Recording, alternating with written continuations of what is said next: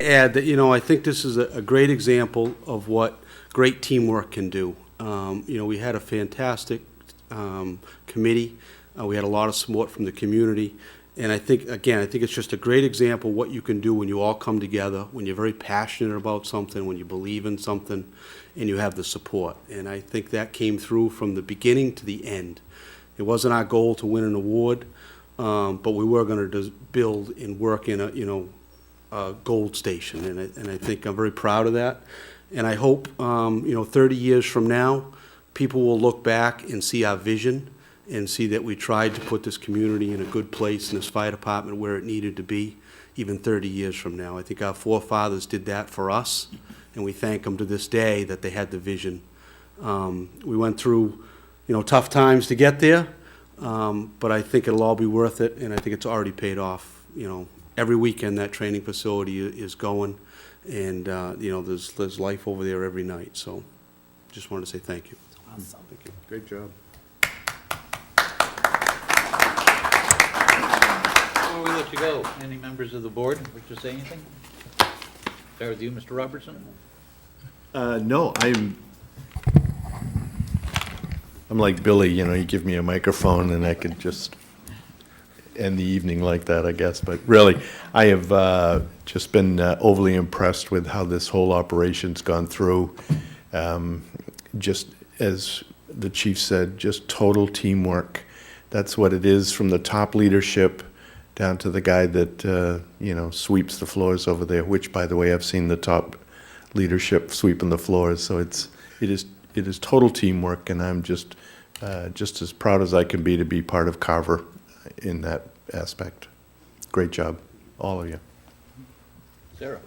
Thank you. I don't know if there's anything I can add at all, but I agree that this whole idea of teamwork, and I think the fire department and the building committee is just a real shining example to all of us of how things can be. And I thank you all. Ellen. I've always supported Craig's team and the whole entire Carver Fire Department. I have always been very enthusiastic, and this is the reason. I mean, what a way to, number one, bring the community together, but allow Carver to shine. 42 fire departments, and you guys won the award.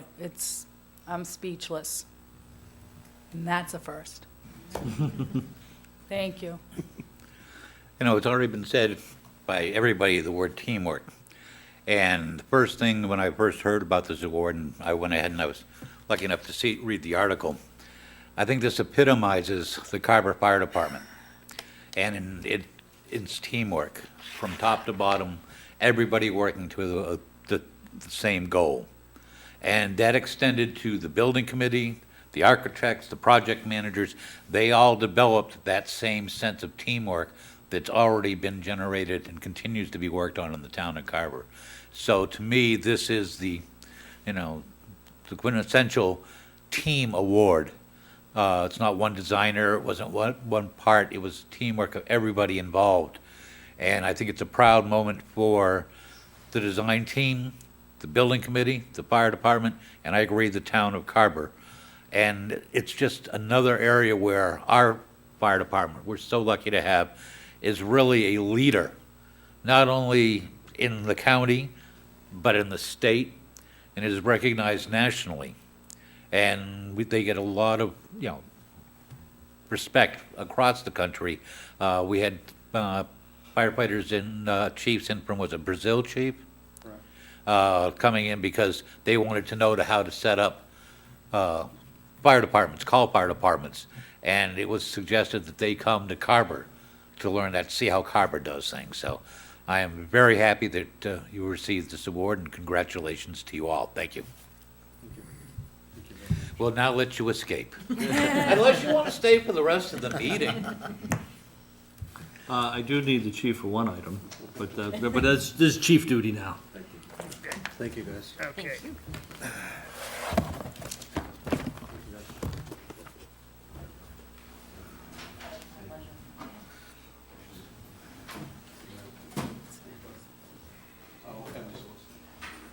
Bob, you sure you have nothing to say? I'm good. You should pause it? All right. I don't know, Deputy Germain may want to come up and say something. That answers that. Yeah. Mr. Chairman, if I may. Yes. As I realize I only have 9 minutes to speak for my whole update, so the Chief's going to take up about 8.5 of those.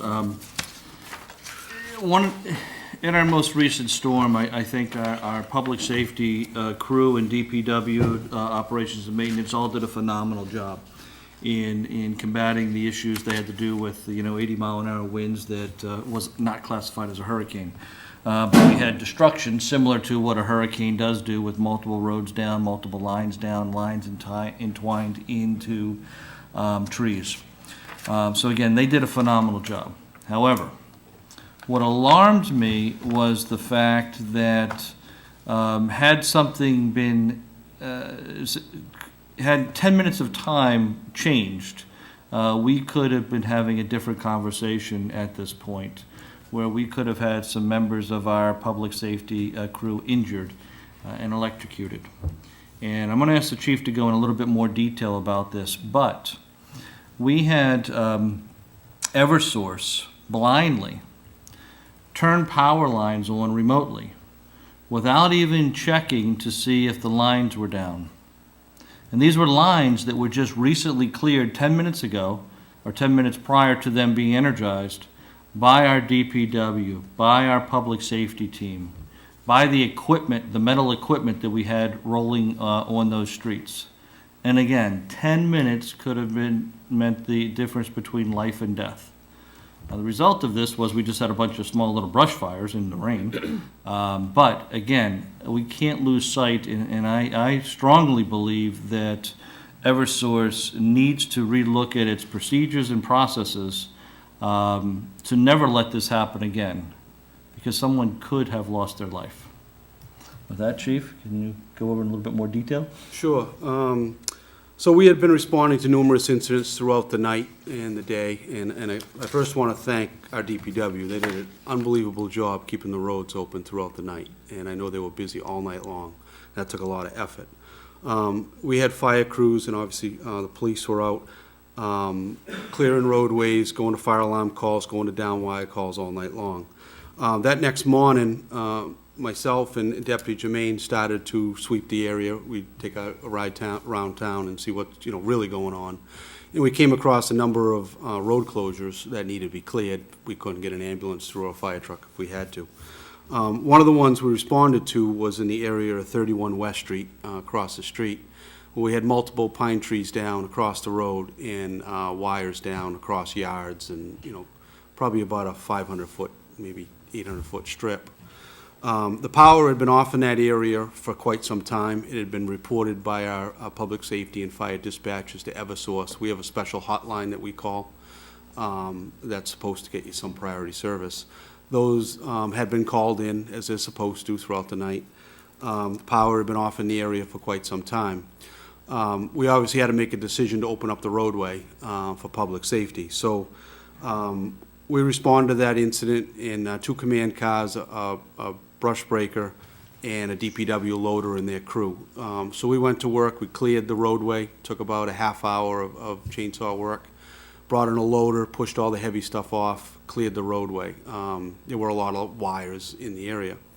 We responded back to the station, preparing for another call, and within 10 minutes, we got a call to our fire alarm office that we had multiple fires all along West Street.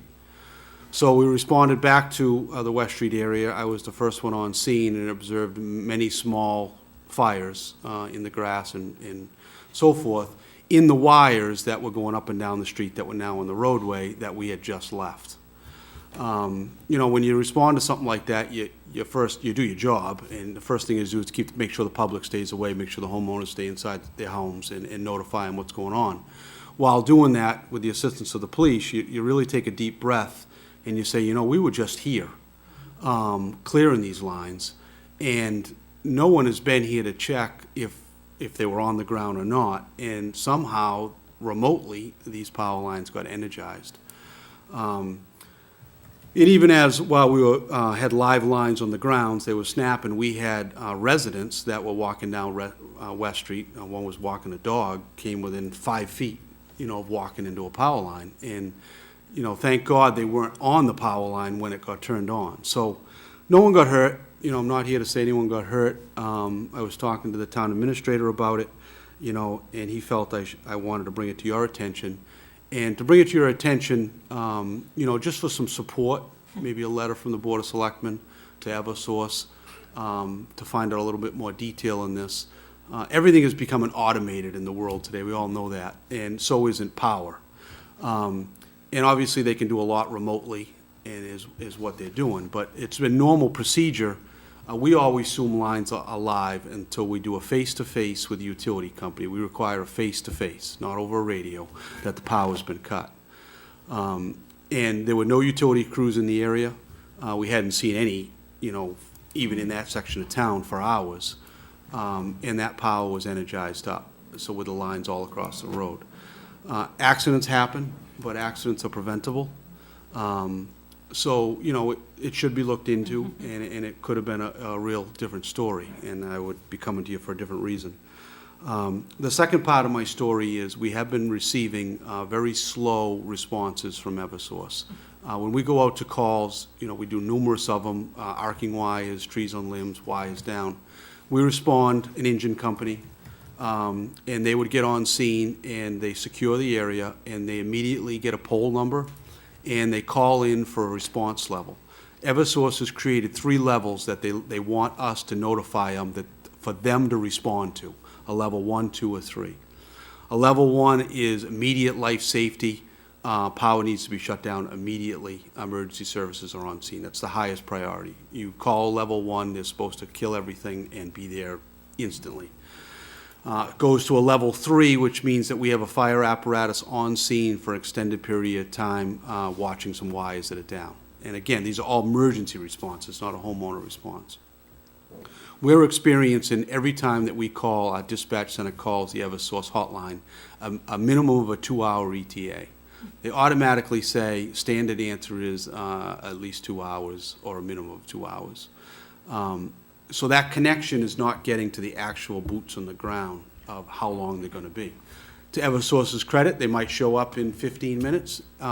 We were at a call yesterday on West Street, again, for a separate incident. It was a 2-hour ETA. There were 2 hours, I believe, Deputy, for a service going to a house where we tied up an engine company, 2 deputy chiefs, and a police cruiser blocking traffic for 2 hours. Weather was fine. So it's getting to be very routine that way, and every time you have a delay like that, you're tying up a piece of public safety apparatus that could be going to another call, and so forth. So it's not getting better, it's actually getting worse. So I put some words into writing, asking for some support, maybe a letter from the board. I will say Eversource does a lot of good things. We have a good relationship with the line crews that are there when they come out. For the most part, they're good to work with. And when they get there, they're usually like, wow, okay, they see what we really had then. But it seems to be a disconnect from where we're calling to getting the actual crews out on the ground. We do have headquarters for Eversource in Wareham and in Plymouth. Nothing's more than 10 minutes away. So I know it wouldn't be accepted in the fire service, and that's why it bothers me. You wouldn't accept for me to give you a 2-hour ETA to come to your house if you had a problem. So I don't think it's be acceptable for a utility. So I did my venting, and you have a letter from me, and I know the town administrator is more than willing to help me with that. Yep. So we just wanted to bring it to your attention. So. And again, there is a public safety issue here when they're coming out to respond to lines, whether it's Eversource for gas or for electric, whatever it may be. But again, I think the bigger issue here is the fact that they engage the line without doing Right. any oversight. And, we can argue about delays and what the response time should be, and that's a business decision based upon what the ratepayers and everybody's doing, and we don't like it, and we can push back on that. But the first item should never have happened. Right. And I think that's where the selectmen, what we're requesting is for the selectmen to take a firm stance that piece is just not tolerable under any conditions. Yeah. Because again, we could have been here having a different discussion, 10 minutes difference. Normally, I'd let the other board members speak first, but I'm going to ask your indulgence because I am less than thrilled right now. I did spend a number of years being in those engines or breakers, waiting for Eversource to show up, going in. But to think that we had firefighters, DPW, police officers, private citizens in danger like that is absolutely 100% not acceptable. And a letter is not, to me, is not going to do it. I would like to Go down. request in the strongest terms, we have a representative from Eversource at our next meeting, and let them answer to us directly on this. Yeah. There's obviously a disconnect if we have to go to the next level up, and eventually if we have to go ahead and, when they're coming up for another rate hike, maybe something like this needs to be brought forth to the commission. Yeah. This is the type of service we're getting from Eversource, that they don't deserve a rate hike. Yeah, So I apologize No, for I'm going with you. first, but, yeah, this should not stand, so. Was I was Helen, gonna you go, please. No, I was just going to say that it's more than a letter as well. I was going to say that we should be going down there, but I think them coming here is even better. This is horrifying, not to mention that 93% of Carver was out at one point, if the statistics were correct. And on that issue, I mean, That somebody could Sure. have potentially, literally, I hate saying that word, but, I mean, that's scary. Yeah, Sarah. yeah, it's actually, it is, and it's unacceptable. It's, That's scary. yeah. So in that letter, we're going to get a hold of them. What my recommendation would be is to get not just one person in here, but the board that makes that decision on who it is. And in our industry, we would ask for what happened, why it happened, and how they're going to fix that. And that should happen immediately with some letter from them, but we should have more than just one person sitting in front of us with that explanation. Like Michael said, it's understandable if the powers are down and you have to do it, but to turn that line on, chief, that's the one that kind of frosts you. So that would be my recommendation, is that they have the solution when they come to us, so how that's going to be fixed. I think we're all Good idea. in agreement on Oh, that. yeah. We need assurance that this will not happen again. But, as David says, until our next meeting, they should be doing an investigation as to how the heck this happened, and be able to report back to us at our next meeting and give the proper assurances. Like the chief says, they have centers in Plymouth and Wareham. During the storm, it was like 3 days after, poor Forest Street was still without power. And so I was driving around trying to find something, and I found a line truck and an Eversource guy. Cool, I can find out, so that means we're gonna have power on Forest Street. So I talked to first I talked to the crew in the line truck. Oh, you'll have to talk to that guy. Okay, fine, he was a contractor. Talked to the gentleman from Eversource. Well, yeah, they don't have power. I said, oh, so these guys are gonna be fixing it? Oh, no. I said, what do you mean, oh, no? Oh, no, the problem's with the primary, and these guys only work with the secondary line. Well, come to find out, this gentleman from Eversource in the pickup truck, he was from the city. He works on underground lines, but he's a lineman, so he did understand it. So they were sending people in to supervise that really had, in my opinion, had no real good idea of what it was like and what our residents were dealing with. And to tell me that, oh, yes, it's a crew, but they can't work on this line, only primary people can work on this line. That doesn't make a whole lot of sense. I mean, if you have a problem, and it's a known problem, send the right people. So, I mean, they have several things they need to answer to, but primarily turning on the electricity that would have put our residents and our people in, life-threatening situation. Can I ask you one more question, quick? Thanks. So you brought a pretty severe issue to us, Yep. and we've reacted, I believe, with the same intensity, but does that satisfy you? It does. They're not the easiest company to deal with, so they have a lot of layers. I think you had a great recommendation, is how you would handle it in your company. I think from the board or from the selectman's office, notifying them of the incident and seeing how they respond to that on paper or verbally, and then make a decision whether they come into the board or Yep. something like that. I mean, in fairness to them, they need a chance to do their investigation and see what they're gonna find and see if it's gonna satisfy us or not. But Cool. I think they need to hear from just more than the fire chief. Yeah, I just wanted you to go away thinking that, Yep. that we were gonna act on this in the most intense you. fashion, so I wanted you. you to comfortable with that. Sure. And I agree that the main issue, I mean, every town probably had delays, Sure. but the main issue is that Yeah. turning on the power.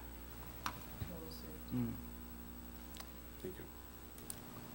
Cool. Anything else, Chief? No, I'm good, thank you. Okay, thank you very much. Thank you, Chief. Thanks, Chief. Thank you, Mike. All right. Michael's already down to 10 minutes now, I think. It's even less than that. All right, moving on to the town administrator update. Okay, elementary school, going along just spectacular. No more updates on that. Still on time, under budget. Well, that falls under the definition of spectacular. So, yes, on time, on You budget. gotta get those words out there. On time, on budget, under budget, and under time. Middle high school, that project is in the process of being wrapping up. They're doing some final testing on new windows they installed. They did identify some leaks in those windows. The manufacturer's out. They are taking care of that. That will be dealt with appropriately and repaired and warrantied.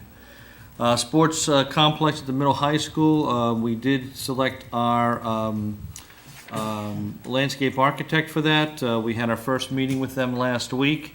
We are scheduled, I believe it is Monday, just bear with me here. Is it Thursday? Okay.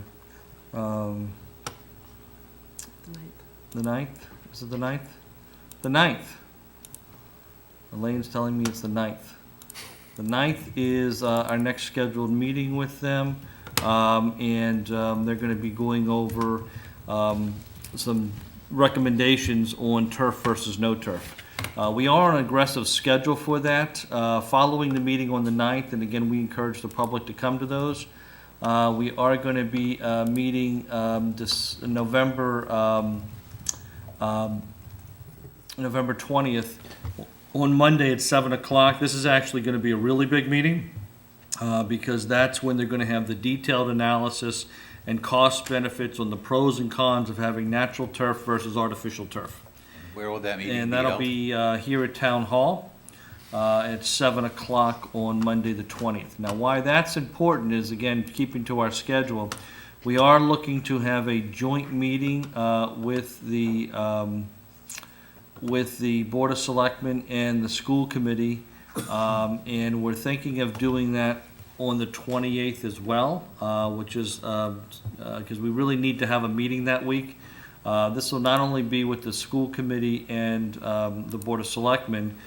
We believe it's appropriate to have the other key committees and stakeholders in here, because this is going to be a decision that's going to cost one project, somewhere between $500,000 and $1 million more or less, depending upon what version you go on. So beyond the Board of Selectmen, the school committee, the CPC, CPA committee, we want to have the capital advisory, the capital outlay committee, and then finally the recreation committee. So we really want to have all 5 key stakeholders.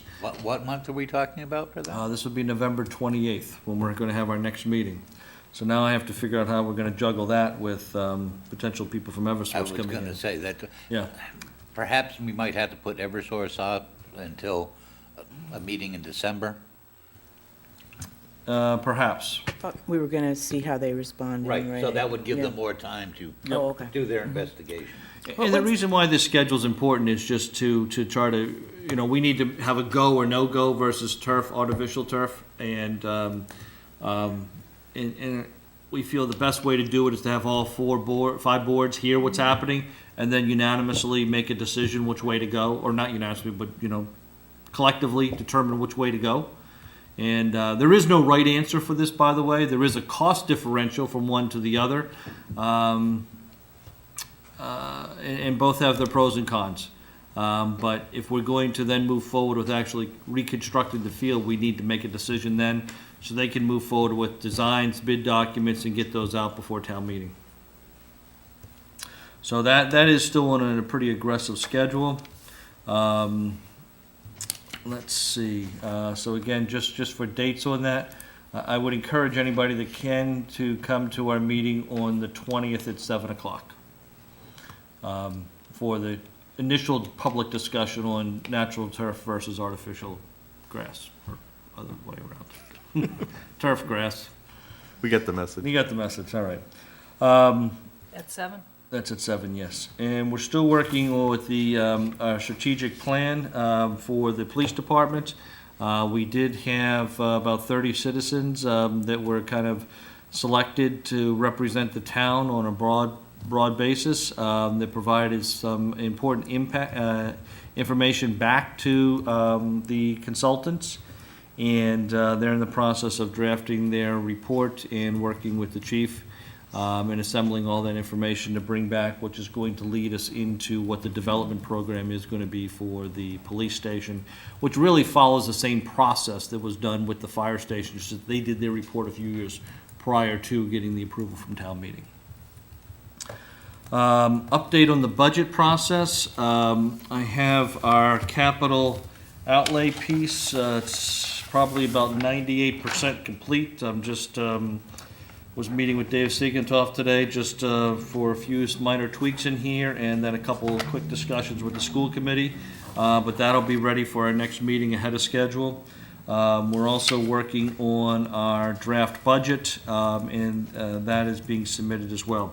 I do have one update, and I'm gonna classify this as an administrative issue, and would like your concurrence with that.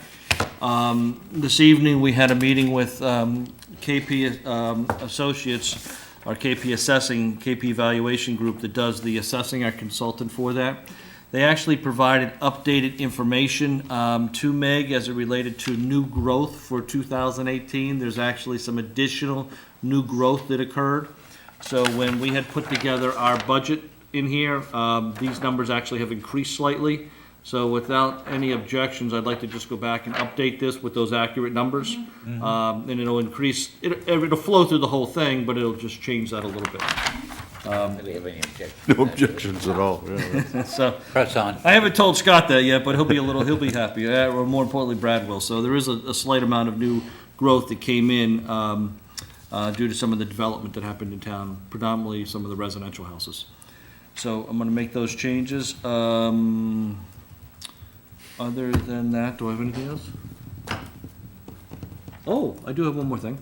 And that is, hopefully at our next meeting, we have hired our new planning director, Stephen Cole, and he will be starting the Monday before Thanksgiving.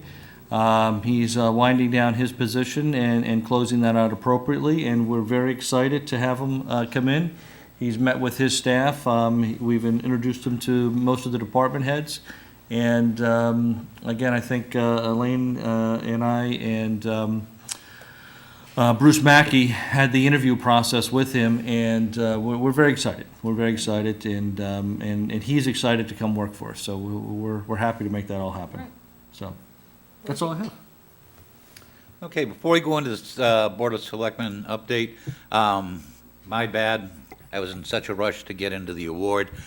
Do we need to formally table the tax classification hearing until November 28th? Yes, you open that meeting at 7:10, and you are tabling that until, you're keeping the public hearing open until the 28th.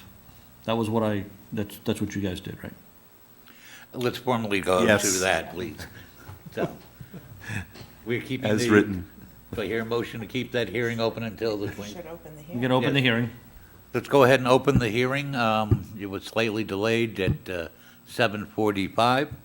I'll take a motion to go ahead and continue the hearing Gonna ta- until November 28th. Second. I have a first, second. Any discussion? Hearing none. All those in favor, please signify by saying aye. Aye. Aye. Opposed?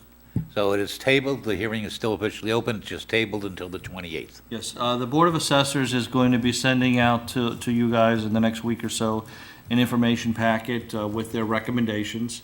And they're going to have a meeting prior to the 28th that their chairman is going to individually invite all 5 of you to attend their meeting so they can have a discussion as to where they came up with some of the items they want to go over. When does that meet? What date does I that meet? don't have a date when he's scheduling that. That information packet's going to come through our town email accounts? That's correct. Okay. All right, sorry about that. Board of Selectmen update. Going to start to my left this time. Helen. I just have a thank you to all the first responders, and especially after what they've been through, and I just want to wish everybody a happy Thanksgiving, and we'll see you on the 20th. Sarah. Thank you. And I agree. We have the best public safety departments, really. I'm very proud of them all. I also wanted to mention that the Carver Girl Scouts had their open house this past Sunday on the temporary animal shelter that's out behind the police station. And I'm not going to give away the girls' names, because what I wanted to ask the board is, could we have a certificate prepared for each of them and have them at our next meeting? 30 on the next agenda. Awesome, that's great, thank you so much. Next meeting or our regular December meeting? Nope, the next meeting. Whenever you Next decide. meeting? Okay, then That's it'll be the fine. 28th. They were really good, and they'll be very pleased. Outstanding. Thank you. Mr. Robertson. I just have a couple things. You remember back a while ago, Nate Ryan came to us for a Eagle Scout project. He was going to improve the Julian Southworth Memorial stone down in South Carver. I went down this past weekend just to see how it looks and he's done an absolutely fantastic job moving the rock. It was a huge rock, and he's cleaned it all up, and it looks worthy of a memorial site. And on this Saturday, on the 11th, at 11 o'clock, there's going to be a dedication of that stone down there. So if anybody wants to attend, What's the that'd be a address? great 5 Wareham Street, South Carver. It's in the parking lot for the Church of the Vine. I won't be able to attend. I won't Well, either. Due to I- the family- I'll be there. due to I'm family, just- but I hope I will be Yeah. as many representing of the us. board members Yep. as we can. Thank you. Yep, and then the second thing is, and it was just last night, and I wish the chief was still here, but there was a structure fire just right next to my house, and it was about 10:30 at night. I may be off 10%, but it's in there somewhere. But it was an old barn, and this barn had no fire protection in it. It was built post and beam, so if its fire started in the floor, it went, and they had flames shooting out of the cupola of this place. And it was almost like an orchestra watching this team work. Everybody knew where everybody was doing, and it was like, this truck went here, this hose was run here. I did not participate in the volunteer fire department growing up, but I was truly amazed at how efficient is the only word that came to mind last night and this morning, looking at the scene. So my hat's off to our fire department. They are just a phenomenal team to watch in action. So that's all I have. Okay, I too would like to pass on my thanks for all our emergency services, DPW, police, fire, EMS, for their hard work during the storm, keeping the roads open, and most importantly, keeping the citizens of town safe. It was a tremendous job. I did send out a letter through Mr. Malinowski to all those department heads, thanking their efforts during the storm. Yes, I hope everybody has a good Thanksgiving coming up. Also, remember Veterans Day is this Saturday, although it's celebrated on Friday, it's actually. And if you know a veteran, just say thanks for their service. It's always good to remember, whether they were in for 2 years, 4 years, put in a career in the military, they did it not for the bucks, they did it to, as public service, to, serve our country and our flag. So they deserve our respect and our thanks. Just touching on Dave's comment with the fire last night, it was a save, that it is a 200-year-old barn, and generally, once those type of structures get going, they're generally close to a total loss, if not a total loss. The crews did excellent work. We had 2 mutual aid tankers in addition to our own tanker. Plimpton, I believe Wareham, I think, probably came into that. So thanks to all those, and when you talk about, you know, how they go about it, it's through training, training, and training, and that's why I've always said that training center that we added to the fire station puts our department leaps and bounds above almost every other department around. And it's because of that type of training, and the training that's put together by Deputy Germain, Assistant Deputy Boyle, under the direction of Chief Weston, and Captain Tellis, our safety officer, and all the line officers, the captains and lieutenants of each company. They put together good training for these men and women, and that's where it pays off, is at 10:30 at night, when you're not expecting the tone to go off, to get everything needed to get there and put the fire out, you know, protect life, property, and the citizens of town. And so, again, I thank you for commending them, because they do a great job. All right, next up is to ratify the PEC agreement. Ms. Hewens, I believe you need to go ahead and recuse yourself on this one. Yes, you took the words right out of my mouth, thank you. I'm thinking of you. All right, if you read the newspaper, very nice story, Catherine. We did reach an agreement with the PEC on the health insurance. It's a 5.5-year deal where we do lock in GIC 3. You know, the state is working on a GIC 4, which is going to come out probably in a couple months, and followed probably within a year or two with GIC 5. And we felt that it was important to give the town employees some stability in that. But also that we need the savings in order to be able to try to do some control on healthcare costs. So, a lot of back and forth. And we ended up not needing to have a ruling by the state, by the health insurance board, which would have been a first in the state. So we were almost a trial case for everybody. But as I quoted at the time, on the night that day, it's always better to come to an agreement than have to rely on your fate to basically a third-party person on that. So, and I want to thank all the members of the PEC that did work together on that in those negotiations. Anytime you're doing any kind of negotiations, feelings get hurt, tempers get short, and during this whole process, both of those things probably happened.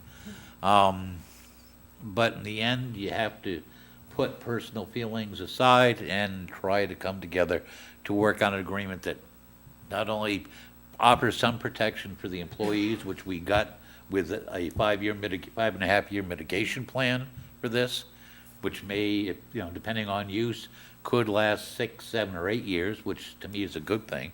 Now, if there's a lot of medical emergencies, it won't last quite as long. But that was, we as a board, we had stated that we needed to make sure, especially for the retirees and the lower income employees, that there was that mitigation to, provide them the protection to, as best we can, make them whole with this change in healthcare, and yet still give the town the needed revenues that we'll be able to do, that we will be able to avoid layoffs in 2 years. Because if we hadn't done this, I'm convinced within 2 years max, there unfortunately probably would have had to have been layoffs. So, Mr. Malinowski, would you care to add anything to that? Just a couple of minor things. I think it was good. We did have a broader attendance at this session than happened in the past, and I do believe that the arbitrator that was sent down from the state was able to educate some people that the last decision, was not binding until it had been ratified by the Board of Selectmen, so there was no obligation to move forward, and that's how the state had ruled on that. But at the end of the day, as Chairman Donovan had said, is that the objectives of the Board of Selectmen were met. The retirees are protected during this 5.5 years. And, this is not an easy decision for you guys to make because you are increasing healthcare costs. But as Chairman Dunham just mentioned, it was done with the intention of trying to be able to live within your financial means to avoid, early layoffs that could be avoided by making the decisions you made. So it will have, an impact on the town, helping us to continue to be more financially solvent. But when we're only getting 2% growth in after we pay our fixed expenses and healthcare is going up 10%, something has to change. And again, there's a national and a state issue on this. We can't solve that. But the tools that you do have available with you to maintain hiring people to provide the services, you've taken the tough decision and you've done it, and that's how the town will continue to survive. Ellen, Dave, anything you want to add to that, or I will entertain a motion to ratify the PEC agreement? Yep. Just glad it worked out. I'll make a motion to ratify the agreement. I'll second that. Any further discussion? All right, hearing none. All those in favor of ratifying the PEC agreement for going to GIC 3 effective January 1st, please signify by saying aye. Aye. Aye. So it's 3-0-0. We had Ms. Hewens recuse herself. And that's it. So Hewens is ready to come back in. That would be fine. Where do we stand on a couple of the issues we had with that? We're all set, sir. As far as Yep.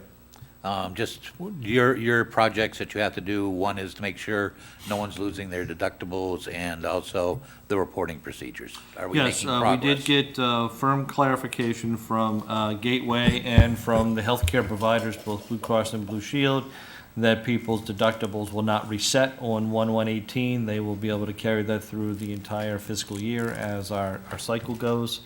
We are still working on all the details for the transfer, but there is going to be a soft enrollment period. And Elaine and Brad and the team has been working with our Beneclick team to make that all happen. Okay, thank you for that update. We did have a letter that went out to kind of summarize this, but again, more detail is following. So it's still in process. Yeah, remember, we need to have that done by the end of November, Yes. so they have a month to get used to it. Yep. All right, minutes, licenses, topics, yada, yada, yada. Start off with minutes from October 12th and 17th. Wait a minute. Hold on. Holding on. Ones I had, there was one that I was not at. I have one in the packet for September 5th.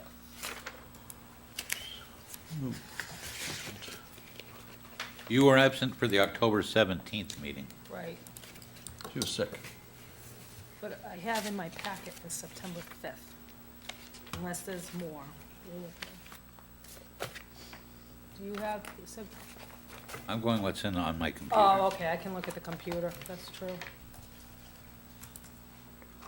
Technology and motion. Yeah, that's when I was asking where, I have 10:12 and 10:17 in the packet that was scanned to you, so I don't know. yeah. Um, What was, we had them 5 days apart? that's not- I don't remember that. Yeah, that doesn't sound right. You had a meeting where you appointed someone. Yeah, it was the old column. Oh, that was the Old Colony one, that's not, That's right.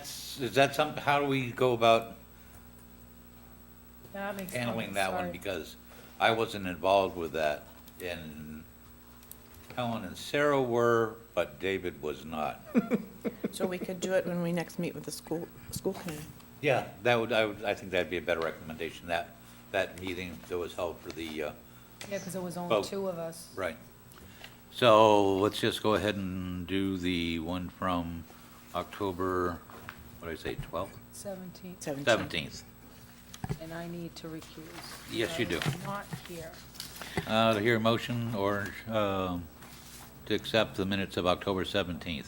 I have one amendment? Should we go ahead and? Yep, whatever you want to do. Mhm. Yeah, let's go ahead and motion second, then we'll discuss. I'll make a motion. Second. Discussion. Okay, so, The 16th. Vacation?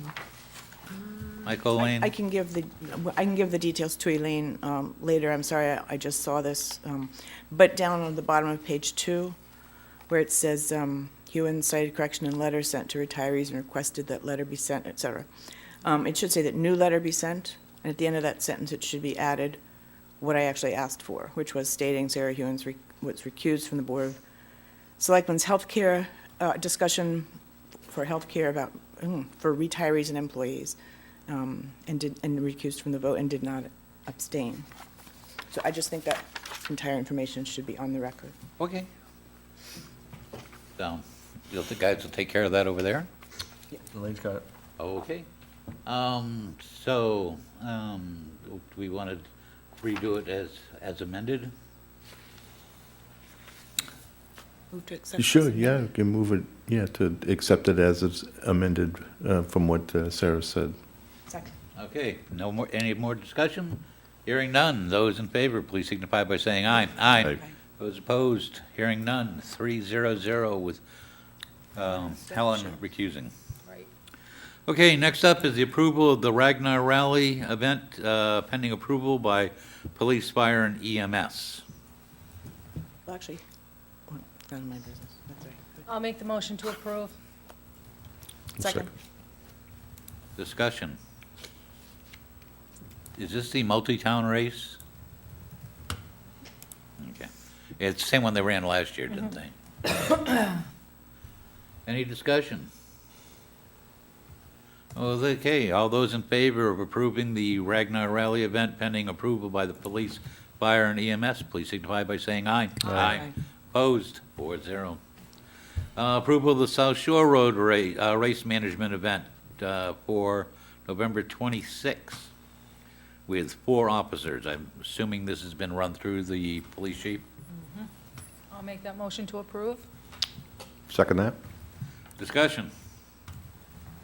Hearing none. All those in favor of approving the South Shore Race Management event for November 26th, please signify by saying aye. Aye.